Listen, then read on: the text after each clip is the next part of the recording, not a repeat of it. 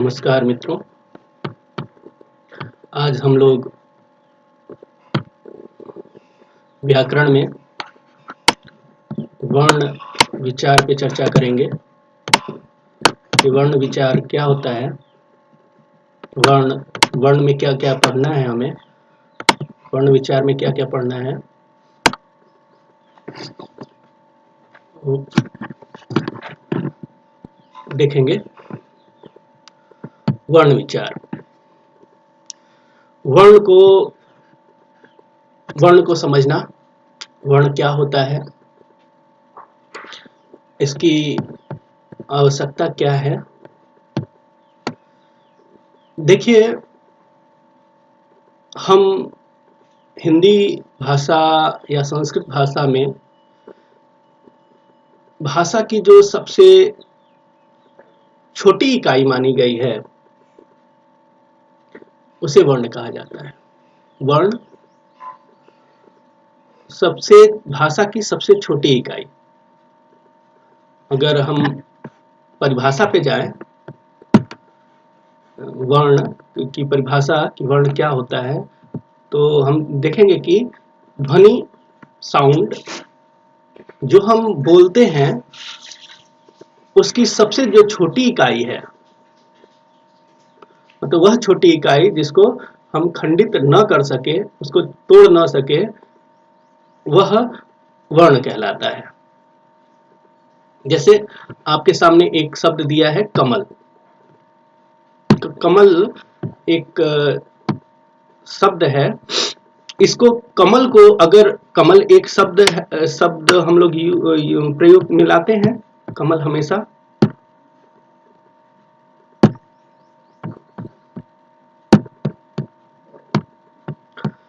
कमल, ये कमल है। अगर कमल को हम छोटा से और छोटा करें, मतलब इसका छोटा से छोटा टुकड़ा करें, तो हम इसको कितना छोटा कर सकते हैं। तो क, फिर अ, फिर म, फिर अ, फिर ल, फिर अ, तब जाकर के आपका बना है ये कमल। इतनी सारी चीजें हैं। अब इस क को हम और छोटा नहीं कर सकते। इस अ को अब हम और छोटा नहीं कर सकते, इसलिए ये जो ये क, ये अ, ये क्या कहलाएंगे? ये भाषा की दृष्टि से ये वर्ण कहलाएंगे। वर्ण इन्हीं को कहते हैं। मतलब ध्वनि का जो शब्द है, ये शब्द की बात मत करिए।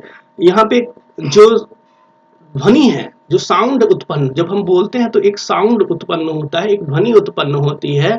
इस ध्वनि को जब हम छोटे से छोटे रूप में लाते हैं, इतना छोटा कि अब इसको छोटा ना किया जा सके, वो क्या कहलाएगा? वर्ण कहलाएगा। ठीक है, ऐसा है। बात समझ में आ रही होगा आपको। अगर एक बार उदाहरण को हम लोग देख लें कि जैसे कमल है, फिर से कमल है, अगर कमल को हम इतना छोटा करें कि अब इसको छोटा ना कर सके, तो हम ये प्राप्त करेंगे। क्या प्राप्त? क, अ, म, अ, ल, अ। ठीक है, ये इतना करने के बाद हमें कमल प्राप्त होगा। यानी ये जो क, ये अ, ये क्या हमारे कहलाएंगे? वर्ण कहलाएंगे। ठीक है, चलिए अब आते हैं हम लोग वर्ण के भेद देखते हैं। वर्ण कितने प्रकार के होते हैं? तो आपके जो वर्ण हैं मुख्यतः दो प्रकार के माने गए हैं। ठीक है, वर्ण दो प्रकार के माने गए हैं। वर्ण के दो भेद माने गए हैं, स्वर वर्ण और व्यंजन वर्ण। ठीक है, स्वर और व्यंजन। अब आता है स्वर किसे कहते हैं। स्वर वर्ण एक पहला वर्ण है और व्यंजन वर्ण दूसरा वर्ण है। इसके बारे में आप लोगों ने पढ़ा होगा, लेकिन यहाँ पर एक रिवाइज टाइप का किया जा रहा है। इसमें कुछ हम नया जोड़ते हुए पढ़ रहे हैं इस चीज को। ऐसा नहीं है कि आपने इसको पहले नहीं पढ़ा होगा, लेकिन हम कुछ नए तरीके से और कुछ इसके बारे में और कुछ जानते हुए, इसकी सूक्ष्मता को जानते हुए पढ़ रहे हैं। ठीक है, हम 9th 10th की दृष्टि से पढ़ रहे हैं। हालांकि इसको तो 6, 7, 8 में भी पढ़ाया गया होगा, इसके पहले भी पढ़ाया जा चुका होगा, लेकिन हम यहाँ पर सूक्ष्मता और इसमें सूक्ष्म दृष्टि से इसका अध्ययन कर रहे हैं। ठीक है, तो स्वर कितने, स्वर के वर्ण के दो भेद बताए गए आपको, स्वर वर्ण और व्यंजन वर्ण। अब आते हैं वर्ण के भेद, हो गया स्वर वर्ण और व्यंजन वर्ण। स्वर वर्ण तो जानते हैं कि स्वर वर्ण क्या होता है। तो स्वर वर्ण वह वर्ण जिनका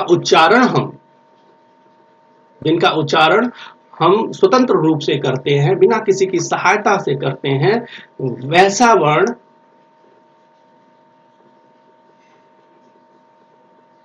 स्वर वर्ण कहलाता है। ऐसा वर्ण जिनका हम उच्चारण बिना किसी की सहायता से करते हैं, ऐसा वर्ण हम स्वर वर्ण कहेंगे। अब क्या है, इसको समझते हैं, हम लोग समझेंगे, बहुत अच्छे तरीके से समझेंगे क्या है स्वतंत्र रूप से करना। लेकिन इसके पहले हम व्यंजन को भी देख लेते हैं एक बार। अब स्वर वर्ण में क्या आता है, पहले आप लोगों ने पढ़ा भी होगा, अ, आ, ई, हर्ष दीर्घ, हर्ष दीर्घ। देखिए यहाँ पे हम लोग उच्चारण जो करते हैं वो हर्षई करते हैं। हर्षई नहीं करना है हमें ह्रस्व ई, दीर्घ ई, ह्रस्व उ, दीर्घ उ, री, री, ए, ओ, औ करना है। ठीक है, क्या है हमारे स्वर वर्ण कौन कौन से हैं, अ, आ, ह्रस्व ई, दीर्घ ई, दीर्घ उ, ह्रस्व उ, दीर्घ उ, री, री, ए, ओ, औ। दीर्घ करते हैं, दीर्घ नहीं करना है हमें क्या करना है, ह्रस्व उ, दीर्घ उ। ठीक है, दीर्घ उ, ह्रस्व उ। ठीक है, अब ह्रस्व दीर्घ ये सब को भी हमें आगे समझना है, लेकिन अभी थोड़ा हम लोग एक सामान्य अध्ययन पहले कर लेते हैं, उसके बाद हम लोग और अच्छे तरीके से इसमें देखेंगे। एक दिन में ये वर्ण विचार खत्म नहीं होने वाला है, इसमें काफी अंदर तक हम लोगों को ज्ञान प्राप्त करना है। ठीक है, अब व्यंजन वर्ण हम लोगों ने देखा। व्यंजन वर्ण क्या है, अब व्यंजन वर्ण को देख लेते हैं हम लोग। तो व्यंजन वह वर्ण जिनका उच्चारण हम स्वर वर्ण की सहायता से करते हैं, वो क्या कहलाएगा, व्यंजन कहलाएगा। व्यंजन, एक बार फिर से, वह वर्ण ही है, व्यंजन भी वर्ण है, और इसका उच्चारण हम किसकी सहायता से कर रहे हैं, स्वर की सहायता से कर रहे हैं। स्वर की सहायता से करने के कारण इसमें हम स्वर की सहायता के बिना हम इसका उच्चारण नहीं कर सकते। ठीक है, जैसे क से लेकर ह तक के वर्ण, आपने क से ज्ञ तक वर्ण पढ़ते हैं, क से ज्ञ तक, इस क से ज्ञ तक में हमें क से ह तक को व्यंजन वर्ण मानना है। अब सवाल उठेगा कि ये 6 त्रज्ञों को क्यों नहीं, तो इसको भी हम आगे चर्चा करेंगे कि इस 6 त्रज्ञों को हम व्यंजन में क्यों नहीं ला रहे हैं। लेकिन अभी आप ये जानिए कि क से ह तक के वर्ण जो होते हैं वो व्यंजन कहलाते हैं। क्यों, अब इसको समझते हैं, पहले व्यंजन को समझ फिर स्वर पे आएंगे। आप व्यंजन वर्ण का उच्चारण बिना स्वर की सहायता से नहीं कर सकते, यानी जब तक आप स्वर का उच्चारण नहीं करेंगे तब तक आप व्यंजन का उच्चारण नहीं कर सकते। जैसे क, बोला क में से आप अ निकाल करके, क जब हम बोल रहे हैं तो इसके साथ अ भी बोल रहे हैं। क के साथ हम जब अ बोल रहे हैं, क से हम अ को निकाल करके क का उच्चारण नहीं कर सकते, इसलिए ही इसे व्यंजन कहा गया। मतलब क्यों, क्योंकि जब तक हम स्वर की सहायता नहीं लाएंगे, स्वर को नहीं लाएंगे, तब तक वो क्या हो जाएगा, व्यंजन कहलाएगा। स्वर नहीं, जब तक स्वर नहीं लाएंगे, उसमें स्वर का प्रयोग नहीं करेंगे, तब तक हम उस व्यंजन वर्ण का उच्चारण नहीं कर सकते। और जैसे ख भी है, ख में से अ निकाल करके आप ख बोलने की कोशिश कीजिए, आप नहीं बोल पाएंगे। ग में से अ निकाल के कोशिश कीजिए, नहीं बोल, गमला, ग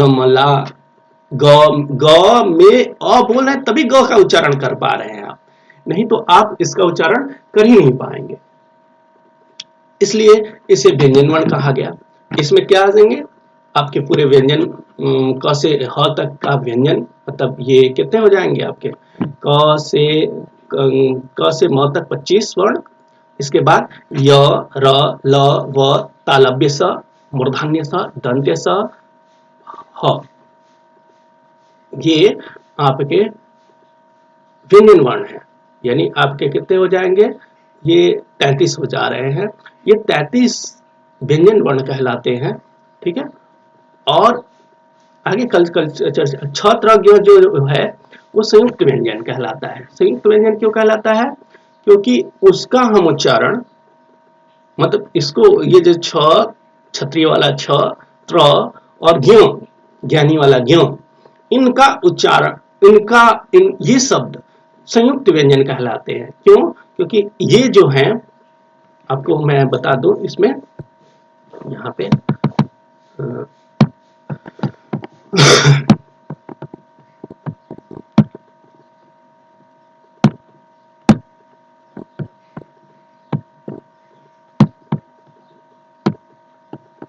ये ये छ जो बनता है, ये छ, क्षत्रिय वाला छ, ये क वर्ण आधा का प्लस मूर्धन्य स,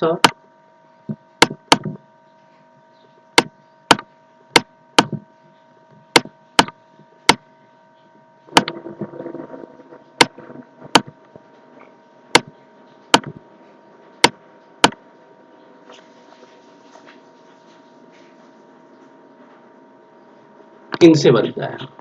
यानी क, मूर्धन्य स और अ जब मिलेगा तो हमारा इस वर्ण की उत्पत्ति होगी, ये वर्ण हमारा बनेगा छ।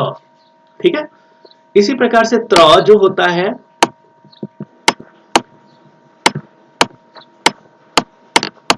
त्र जो होता है वो त आधा त धन र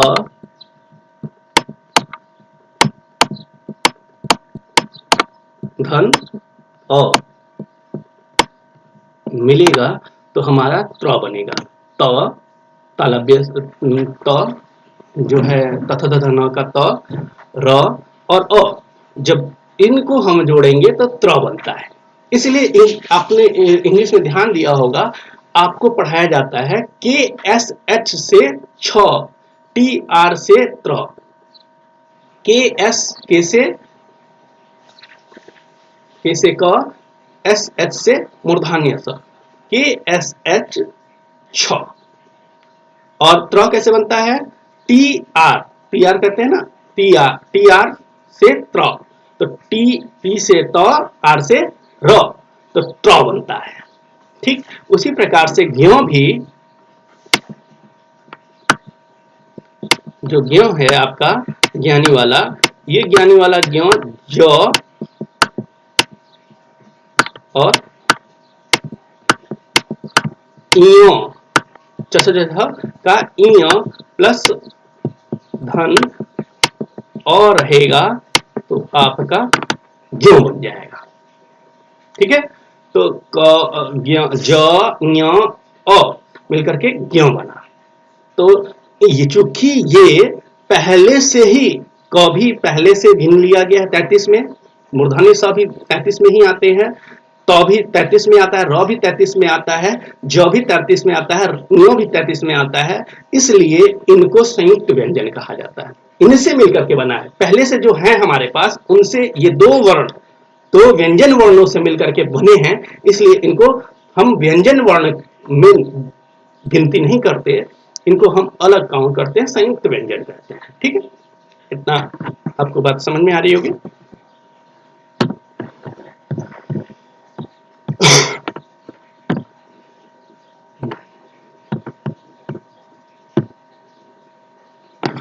एक बार फिर से जो हमने पढ़ा उसको रिवाइज कर लेते हैं।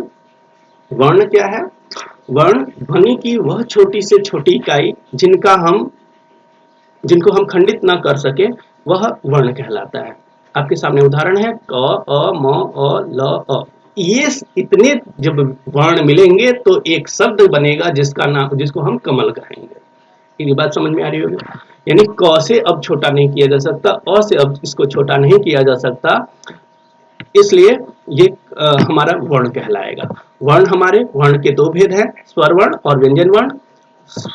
स्वर वर्ण जो है वो स्वतंत्र, अब देखिए व्यंजन को हमने क्या कैसे समझा, व्यंजन को कहा कि ये स्वर की सहायता से बोले जाते हैं, लेकिन व्यंजन जो है वो स्वर की सहायता से बोले जाते हैं, लेकिन स्वर जो है वो अपने आप में उच्चरित होते हैं, मतलब ये स्वतंत्र रूप से उच्चरित होते हैं, ये किसी की सहायता, इनको किसी की सहायता नहीं पड़ती, ये दूसरों की सहायता करते हैं, मतलब ये व्यंजन की सहायता करते हैं, इसलिए इसे स्वर कहा जाता है। अ, आ, हर्षव ई, दीर्घ ई, उ, दीर्घ उ, रील री, ई, ए, उ, औ, ये हमारे स्वर हैं। अब आता है कि अंग आ क्या है, तो अंग आ को हम पढ़ेंगे आगे, अयोगवाह के रूप में जानेंगे। अयोगवाह क्या होता है, इसको अगले वीडियो में हम लोग देखेंगे कि अयोगवाह क्या होता है। अभी हम लोग इतने इसके बाद व्यंजन वर्ण। व्यंजन वर्ण वह वर्ण है जिनका उच्चारण हम बताया है कि स्वर वर्ण की सहायता से करते हैं। क से लेकर के ह तक का जो वर्ण है वो हमारा व्यंजन कहलाएगा। इसमें छ, त्र, ज्ञ को हम गिनती नहीं करेंगे, क्योंकि ये संयुक्त व्यंजन है, ये दो व्यंजन से मिलकर के बनते हैं, इसलिए इन्हें संयुक्त व्यंजन कहा जाता है। इसको हमने अच्छे तरीके से समझ लिया है। अब आगे अब हमें देखना है कि अब आगे की क्लास में हम लोग स्वर स्वर के भेद देखेंगे, स्वर कितने प्रकार के होते हैं, व्यंजन का वर्गीकरण किया गया है, संयुक्त व्यंजन में, अंतस्थ व्यंजन में, इन सबको हम लोग देखेंगे। आज के लिए इतना ही, तब तक के लिए धन्यवाद।